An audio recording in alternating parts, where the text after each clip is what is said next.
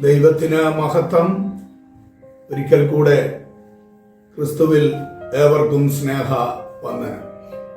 കഴിഞ്ഞ ചില ദിവസങ്ങളായിട്ട് ദൈവത്തിന്റെ രാജ്യവും സാത്താന്റെ രാജ്യവും എന്താണ് എന്നതിനെ കുറിച്ച് നമുക്ക് ചില കാര്യങ്ങൾ ദൈവവചനത്തിലൂടെ ചിന്തിപ്പാൻ ഇടയായിട്ടുണ്ട്. തുടർന്ന് പരിശുദ്ധാത്മാവും വ്യാജാത്മാവും എന്ന വിഷയത്തെക്കുറിച്ച് കർത്താവ് നമുക്ക് ശക്തി തരുന്നത് പോലെ ചിന്തിക്കാം. വിശുദ്ധ തിരുവെഴുത്തിൽ അതിപ്രധാനമായ ഒരു ഉപദേശമാണ് പരിശുദ്ധാത്മ സ്നാനം എന്നുള്ളത്. അപ്പോസ്തല പ്രവൃത്തികൾ 1:4 4-5 വാക്യങ്ങളിൽ അങ്ങനെ അവൻ അവരുമായി കൂടിയിരിക്കുമ്പോൾ അവരോട്, നിങ്ങൾ യെരുശലേമിൽ നിന്ന് വാങ്ങിപ്പോകാതെ എന്നോട് കേട്ട പിതാവിന്റെ വാഗ്ദത്തത്തിനായി കാത്തിരിക്കണം. യോഹന്നാൻ വെള്ളം കൊണ്ട് സ്നാനം കഴിപ്പിച്ചു, നിങ്ങൾക്കോ ഇനി ഏറെ നാൾ കഴിയും മുൻപേ പരിശുദ്ധാത്മാവ് കൊണ്ട് സ്നാനം ലഭിക്കും എന്ന് കൽപ്പിച്ചു. ആത്മസ്നാനവും അതേപോലെ പരിശുദ്ധാത്മാവിന്റെ നിറവും ചില സമയങ്ങളില് പരസ്പര പൂരകങ്ങളായി അപ്പോസ്തല പ്രവൃത്തിയിൽ ഉപയോഗിച്ചിരിക്കുന്നതായിട്ടും നമുക്ക് കാണുവാനായിട്ട് സാധിക്കും. അപ്പോസ്തല പ്രവൃത്തികളുടെ പുസ്തകം 1:14, അതേപോലെ അപ്പോസ്തല പ്രവൃത്തി 2-ാം അധ്യായം, അവിടെ പ്രത്യേകിച്ച് കർത്താവിന്റെ അമ്മ മറിയ ഉൾപ്പെടെ 120 പേര് ഒരുമിച്ച് കൂടിയിരുന്ന സന്ദർഭത്തിലാണല്ലോ പെന്തക്കോസ്ത് നാളിൽ പരിശുദ്ധാത്മാവ് ഇറങ്ങി വരുവാനായിട്ട് ഇടയായി തീർന്നതും സഭയുടെ സ്ഥാപനവും നമുക്കവിടെ കാണുവാനായിട്ട് കഴിയുന്നുണ്ട്. അവിടെ പരിശുദ്ധാത്മാവിൽ അവർ അന്ന് നിറഞ്ഞതായിട്ട് നാം കാണുന്നെങ്കിലും വീണ്ടും വീണ്ടും അപ്പസ്തോലന്മാരുടെ ശുശ്രൂഷയ്ക്ക് അവർ പരിശുദ്ധാത്മാവിൽ നിറഞ്ഞതായിട്ടും നമുക്ക് കാണുവാൻ സാധിക്കും. അപ്പോൾ അത് വീണ്ടും വീണ്ടും ആവർത്തിക്കപ്പെടേണ്ടുന്നതായ ഒരു കാര്യമാണ് പരിശുദ്ധാത്മാവിന്റെ നിറവ് എന്നുള്ളത്.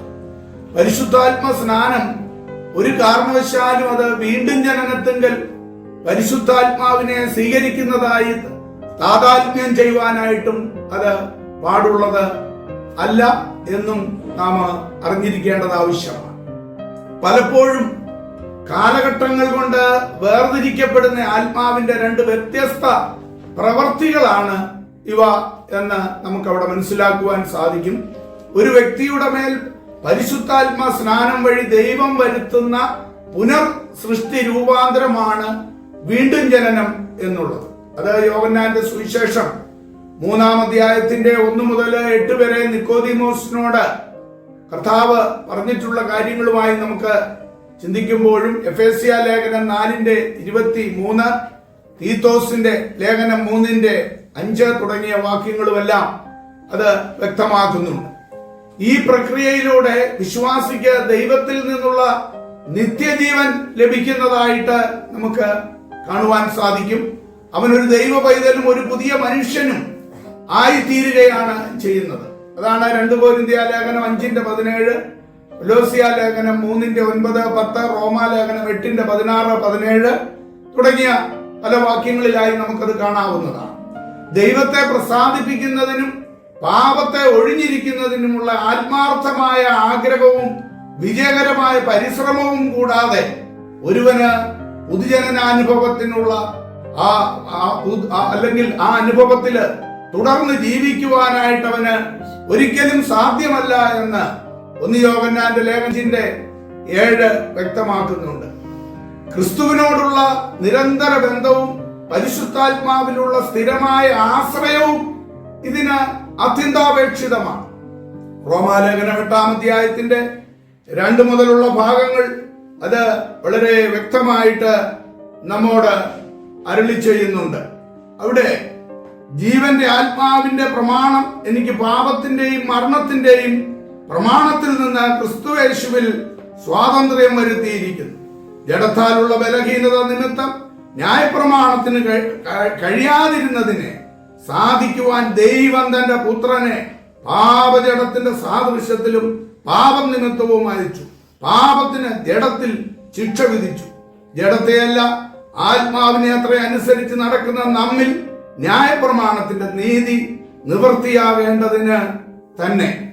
ജഡസ്വഭാവമുള്ളവർ ജഡത്തിനുള്ളതും ആത്മസ്വഭാവമുള്ളവർ ആത്മാവിനുള്ളതും ചിന്തിക്കുന്നു. ജഡത്തിന്റെ ചിന്ത മരണം, ആത്മാവിന്റെ ചിന്തയോ ജീവനും സമാധാനവും തന്നെ. ജഡത്തിന്റെ ചിന്ത ദൈവത്തോട് ശത്രുത്വമാവുന്നു. അത് ദൈവത്തിന്റെ ന്യായപ്രമാണത്തിന് കീഴ്പ്പെടുന്നില്ല, കീഴ്പ്പെടുവാനായിട്ട് കഴിയുന്നതുമല്ല. ജഡസ്വഭാവമുള്ളവർക്ക് ദൈവത്തെ പ്രസാദിപ്പിക്കുവാൻ കഴിവില്ല. നിങ്ങളോ ദൈവത്തിന്റെ ആത്മാവ് നിങ്ങളിൽ വസിക്കുന്നു എന്ന് വരികിൽ ജഡസ്വഭാവമുള്ളവരല്ല, ആത്മസ്വഭാവമുള്ളവരത്രേ. ക്രിസ്തുവിന്റെ ആത്മാവില്ലാത്തവൻ അവനുള്ളവനല്ല. ക്രിസ്തു നിങ്ങളിൽ ഉണ്ടെങ്കിലോ ശരീരം പാപനിമിത്തം മരിക്കേണ്ടതെങ്കിലും ആത്മാവ് നീതി നിമിത്തം ജീവനാകുന്നു. യേശുവിനെ മരിച്ചവരിൽ നിന്ന് ഉയർപ്പിച്ചവന്റെ ആത്മാവ് നിങ്ങളിൽ വസിക്കുന്നു എങ്കിൽ ക്രിസ്തുയേശുവിനെ മരണത്തിൽ നിന്ന് ഉയർപ്പിച്ചവൻ നിങ്ങളിൽ വസിക്കുന്ന തന്റെ ആത്മാവിനെ കൊണ്ട് നിങ്ങളുടെ മർത്യ ശരീരങ്ങളെയും ജീവിപ്പിക്കും. തുടങ്ങിയ വളരെ വ്യക്തമായ കാര്യങ്ങളാണ് നമുക്ക് അവിടെ കാണുവാനായിട്ട് കഴിയുന്നത്. അപ്പോൾ പരിശുദ്ധാത്മാവിലാണ് നമ്മുടെ ആ വീണ്ടും ജനനം നടക്കുന്നത്. എന്നാൽ തുടർന്നുള്ള നമ്മുടെ ജീവിതത്തിന് പരിശുദ്ധാത്മാവിന്റെ ശക്തി അത്യന്താപേക്ഷിതമാണ്. പരിശുദ്ധാത്മാവിന്റെ ആ ശക്തിയില്ലാത്ത ഒരുവന്റെ ശരീരം വെറും ജഡശരീരം മാത്രം. അവനെ ഏത് പാപത്തിലേക്കും ഏത് അധർമ്മത്തിലേക്കും അത് അവനെ കൊണ്ടുപോകും. നമ്മുടെ ഈ ജഡം ഒരിക്കലും വീണ്ടെടുക്കപ്പെട്ടിട്ടില്ല. എന്നാൽ പരിശുദ്ധാത്മാവിന്റെ ശക്തിയിലൂടെ നമുക്ക് ഒരു പുതിയ സൃഷ്ടിയായി തീരുവാനും പുതിയ സൃഷ്ടിയായി തീർന്നെങ്കിലും തുടർന്ന് നാം ഈ ലോകത്തിലായിരിക്കുമ്പോൾ നമ്മെ സകല സത്യത്തിലും വഴി നടത്തുന്നത് പരിശുദ്ധാത്മാവാണ്. ആയതിനാൽ പ്രിയമുള്ളവരെ, പരിശുദ്ധാത്മാവിന്റെ ശക്തിയോടെ ഒരു ജയകരമായ ക്രിസ്തീയ ജീവിതം നമുക്ക് നയിച്ചു മുൻപോട്ട് പോകാം.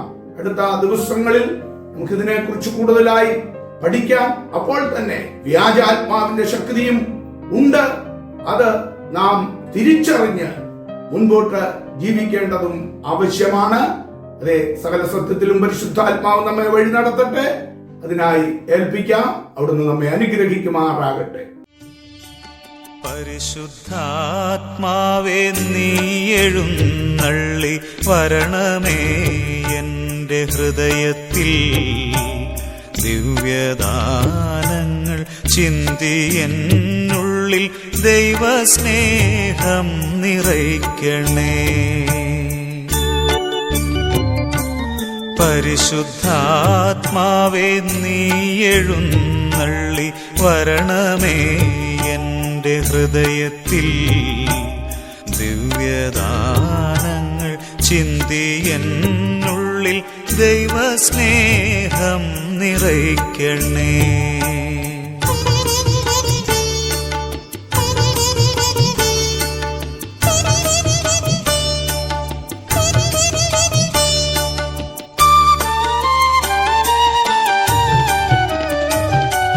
സ്വർഗവാതിൽ തുറന്നു ഭൂമിയിൽ നിർഗളിക്കും പ്രകാശമേ. സ്വർഗവാതിൽ തുറന്നു ഭൂമിയിൽ നിർഗളിക്കും പ്രകാശമേ. അന്ധകാരവിരിപ്പു മാറ്റിടും ചന്തമേറുന്ന ദീപമേ. കേഴുവാത്മാവിലാശ വീശുന്ന മോഹന ദിവ്യഗാനമേ. പരിശുദ്ധാത്മാവേ, നീ എഴുന്നള്ളി വരണമേ എൻ്റെ ഹൃദയത്തിൽ. ദിവ്യദാനങ്ങൾ ചിന്തി എന്നുള്ളിൽ ദൈവസ്നേഹം നിറയ്ക്കണേ.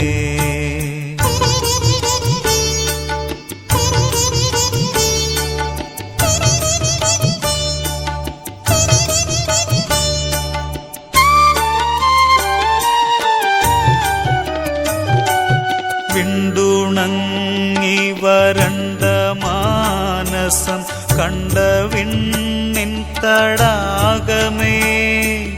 വിണ്ടുണങ്ങി വരണ്ട മാനസം കണ്ട വിണ്ണിൻ തടാകമേ, മന്ദമായി വന്നു വീശിയാനന്ദം തന്ന പൊന്നീളം തെന്നലേ, രക്തസാക്ഷികളാഞ്ഞു പുൽകിയ പുണ്യജീവിത പാതനീ, പരിശുദ്ധാത്മാവേ നീ എഴുന്നള്ളി വരണമേ.